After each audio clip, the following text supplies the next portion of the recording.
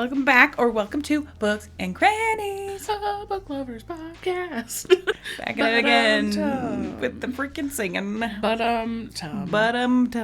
Anyway, y'all, it's personal read checking Tizzy. It is. It sure is.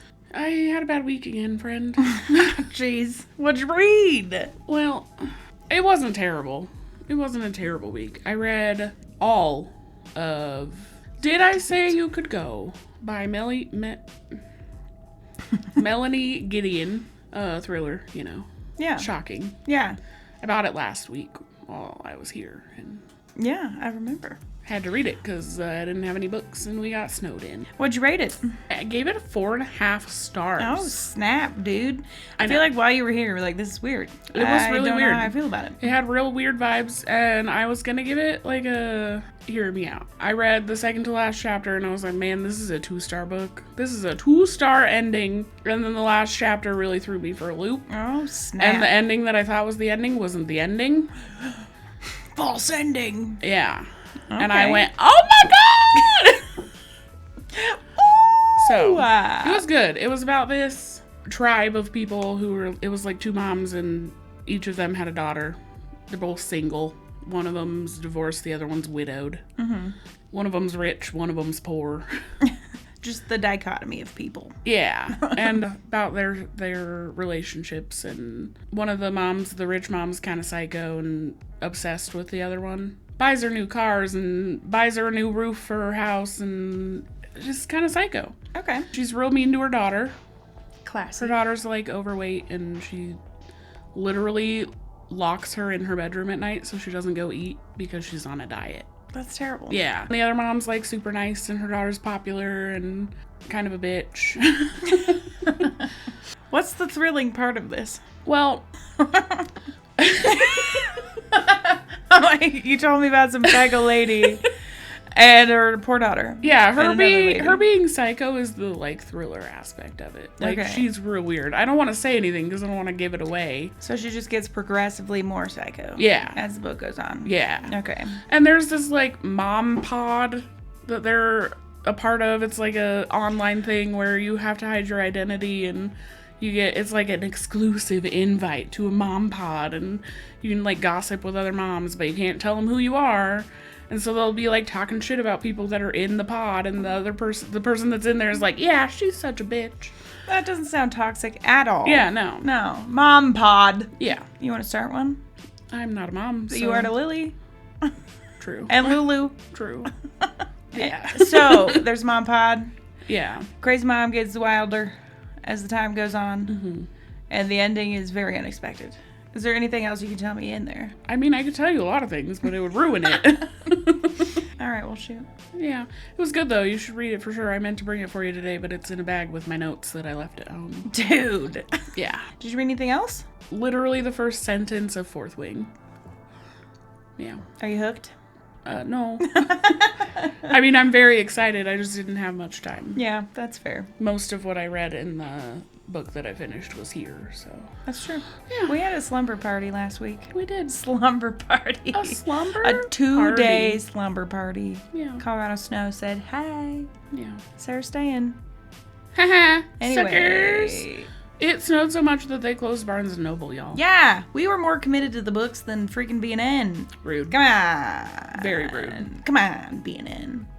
I'm upset still. Yeah, it's probably good, though, that we didn't go spend $30 on one book and instead spend $20 on 11. I still went to Barnes & Noble after I got home, though, and spent entirely too much money. Yeah, sounds about right. That's fair. I think I spent like $60. That's Sarah. not bad. Sarah. I could have done much worse. Yeah, that's true. You're not wrong. I could have done more damage. What did you read this week? Well, you see, All right, Grandma. I read about 60 pages of A Little Life by Hanya Yanagihara. Mm-hmm. So I'm still digging through. And right now, man, I read most of those pages while you were here, but I read maybe like 5 since then, and it was rough. Yeah. It's getting really rough. Yeah. We're going into the backstory of Brother Luke and how Jude left with him, but we haven't gotten much further. And then just, Jude's continually spiraling health and mental health. He's just not recovering from Caleb. Yeah. And that's just bringing up a lot of his past traumas. I think, if I remember correctly, doesn't Caleb like die in a car crash or something, and he finds out about it, and then it I haven't gotten there yet. Oh, well, sorry. That's okay. Good. I might be totally wrong. Caleb's the worst. I might be remembering completely wrong. No, Caleb absolutely brutalized him. Yeah. Like throwing him downstairs and Yeah.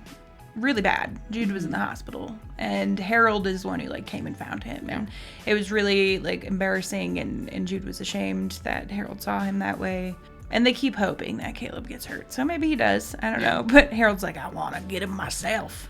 And everyone's really mad.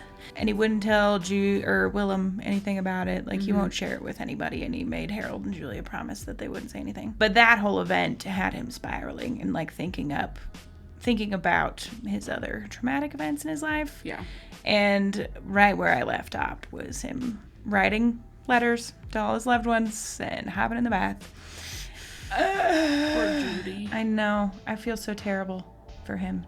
And he's so just closed off and doesn't know how to, like, get help. And because I feel like if he talked to someone, it would probably alleviate all this. And it doesn't even have to be someone personal, but like a therapist. Yeah. And Andy keeps trying to make him, and he just won't. And Yeah, he is the, like, look up compartmentalizing in the dictionary, and there's a picture of Jude. facts. Yeah.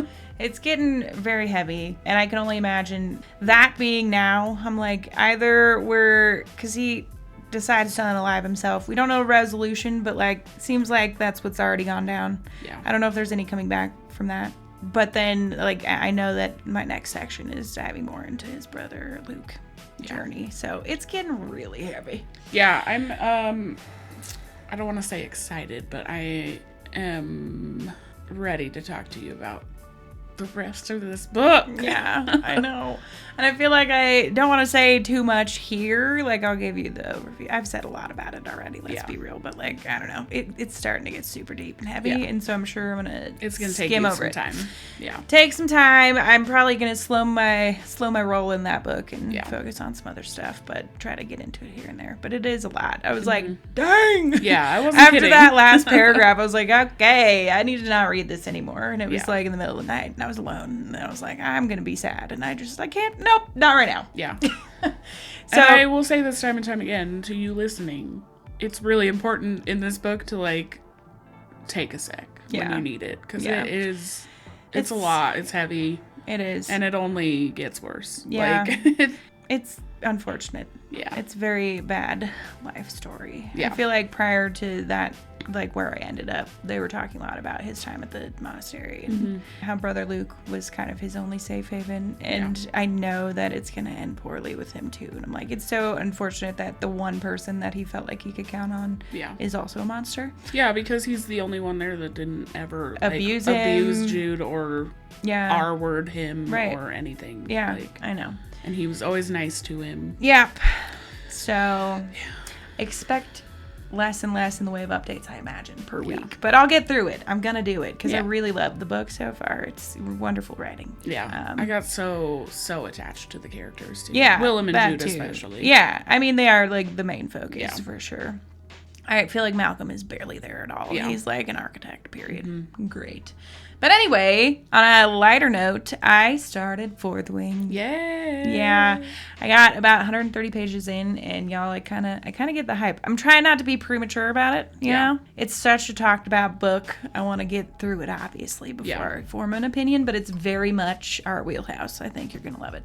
I would not expect anything less, to be honest with you, like just from the premise and what everyone said about it, but Sarah's going to start reading it also. I am. I'm going to start this week, so we'll be able to talk a little bit about it next week. And I can hold off on it for a second, so you can at least get to where I'm at. But 130 pages in, and I could give you very small details. Yeah, not trying to spoil Don't it for spoil Sarah. anything for me, but well, it's about a girl. Violet is the main character. Soren Gale, I think. Sounds right from what I've heard people say. Violet's the main character, and she's the daughter of like the general. And she trained forever to be a scribe. There's a bunch of quadrants, like 4 quadrants. Yeah. That you can. It's like schooling, like where you pick a instead of going through all of the education, you pick like a sect and you train for that. Okay. For your whole life, and then graduate into whatever quadrant. And I think it's scribe and the writers and the other ones. Cool. That I forgot already. But she's trained forever to be a scribe. Her mom wants her to be a writer. Okay. And it's a lot. It's really cool. But the writer is like the most elite, they're the fanciest. And so their whole making it through to become an official writer is really intense and like competitive and deadly.